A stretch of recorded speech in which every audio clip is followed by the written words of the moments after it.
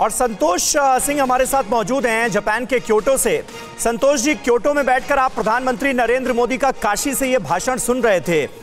जो बातें कही गई हैं पीएम मोदी की तरफ से और जो पुरानी योजनाएं जिनका वादा किया गया था, जिनका शिलान्यास किया गया था, उनमें से कई का आज उद्घाटन हो रहा है। उम्मीद क्या जगती है बनारस को लेकर?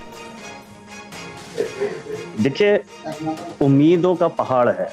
हाँ। क्योंकि जो इंफ्रास्ट्रक्चर है उसको डेवलप करने के लिए एक लंबी अवधि लगती है, और जिस रफ्तार से मोदी जी और योगी जी ने मिल करके उत्तर प्रदेश को, खास करके मोदी जी के कुशल निर्देशन में बनारस का विकास हो रहा है, वो काबिल तारीफ है। उसमें एक बात और मैं कहना चाहूँगा, मैं राजनीतिक नहीं हूँ, मगर जब भी केंद्र और राज्य में एक बेहतर समन्वय होता है तो वो जो है विकास की पटरी पे बहुत तेजी से दौड़ा देता है आगे रथ को।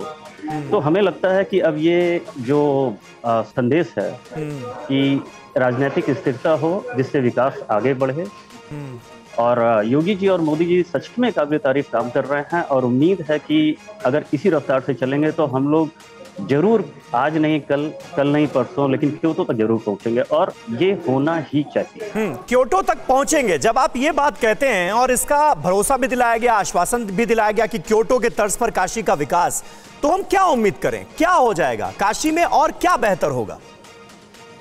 देखिए, जब तक क्योटो को आप जानेंगे नहीं तब तक काशी और क्योटो की तुलना मुश्किल है जी।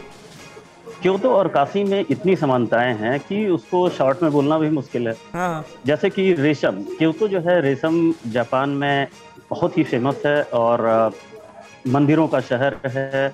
बनारस भी मंदिरों का शहर है। बनारस की साड़ियाँ, क्योटो का किमोनो जापानी जो परिधान है महिलाओं का, उसके बाद क्योटो की गलियाँ, काशी की गलियाँ, क्योटो की नदी, बनारस की गंगा, तो इतनी समानताएं हैं। लेकिन उसमें एक जो मूल अंतर है वो तकनीक के बेहतर समन्वय, जिसको कि मोदी जी और शिंजो अबे जी ने शुरुआत की, योगी जी आगे बढ़ा रहे हैं, और बनारस का जो राजनीतिक और प्रशासनिक नेतृत्व है वो भी उसको आगे बढ़ा रहा है। दिक्कत क्या है कि एक बहुत जरूरी बात इसमें कि जनता जनार्दन, अब ये गेंद जो है बहुत हद तक भारत में काशीवासियों के पाले में जाती है कि वो इस तकनीक और परंपरा के विकास को कैसे संजो के रखना चाहते हैं। उनका महत्वपूर्ण रोल होने जा रहा है।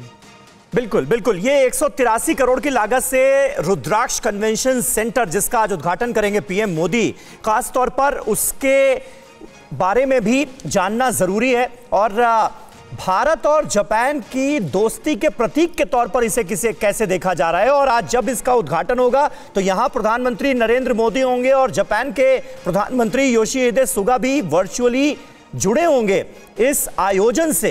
तो भारत और जापान के रिश्तों के मद्देनजर इसे कैसे देखा जाए, यह भी पुष्पेश पंत जी से मैं जानने की कोशिश करूंगा। फिलहाल रुक रहे हैं एक बहुत छोटे से ब्रेक के लिए, लेकिन बड़ी नॉन-स्टॉप कवरेज लगातार जारी है टीवी9 भारतवर्ष की प्रधानमंत्री नरेंद्र मोदी के काशी दौरे को लेकर।